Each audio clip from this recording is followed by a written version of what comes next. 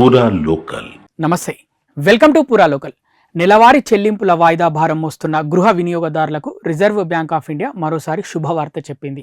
కీలక వడ్డీ రేట్లను ఏకంగా 50 బేసిస్ పాయింట్లు తగ్గించి మరింత ఊరట కల్పించింది.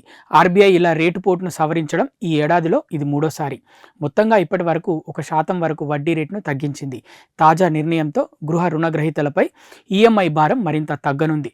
ఫ్లోటింగ్ రేట్పై గృహ రుణాన్ని తీసుకున్న వారికి సవరించిన వడ్డీ రేటు ఆధారంగా ఊరట లభించనుంది.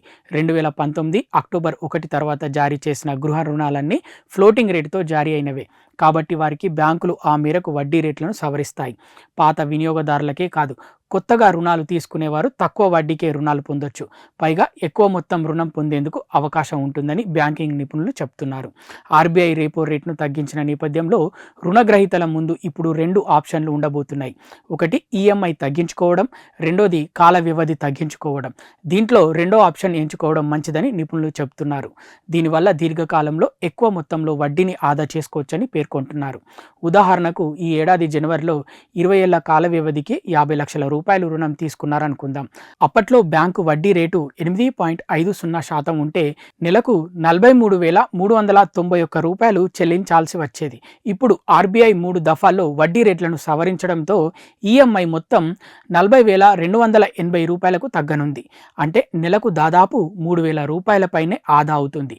దీర్ఘకాలంలో మొత్తంగా దాదాపు 7,12,000 రూపాయల వరకు వడ్డీ భారం తగ్గుతుంది. ఒకవేళ ఈఎంఐని స్థిరంగా ఉంచుకొని కాల వ్యవధిని మార్చుకుంటే గనుక రుణ చెల్లింపు గడువు దాదాపు 3 సంవత్సరాల వరకు తగ్గుతుంది. ఈ ఏడాది జనవరిలో 240 నెలల కాల వ్యవధికి 50 లక్షల రూపాయల రుణం తీసుకున్నారనుకుంటే ఆర్బీఐ ఊరటతో ఈ కాల వ్యవధి 206 నెలలకు తగ్గుతుంది. అంటే వడ్డీ భారం దాదాపు 14,78,000 రూపాయల వరకు ఆదా అవుతుంది.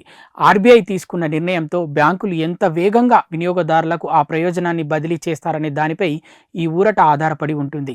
ఎక్స్టర్నల్ బెంచ్ మార్క్ లెండింగ్ రేటుపై తీసుకున్న రుణాలను బ్యాంకులు వెంటనే సవరించాల్సి ఉంటుంది. 3 నెలలకోసారి సమీక్షించి నిర్ణయం తీసుకోవాల్సి ఉంటుందని ఆర్బీఐ నిబంధనలు చెబుతున్నాయి. ఇవి ఇప్పటి వరకు ఉన్న అప్డేట్స్. మరిన్ని అప్డేట్స్ కోసం చూస్తూనే ఉండండి పూరా local, your choice for local voice.